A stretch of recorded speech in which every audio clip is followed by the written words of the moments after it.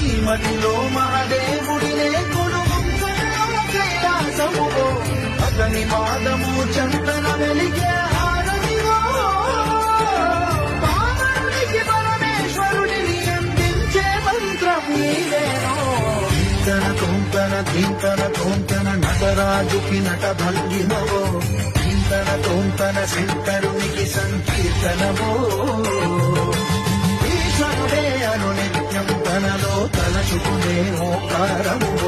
శివ హృదయం కలిగించే ఆ పంచాక్షరివో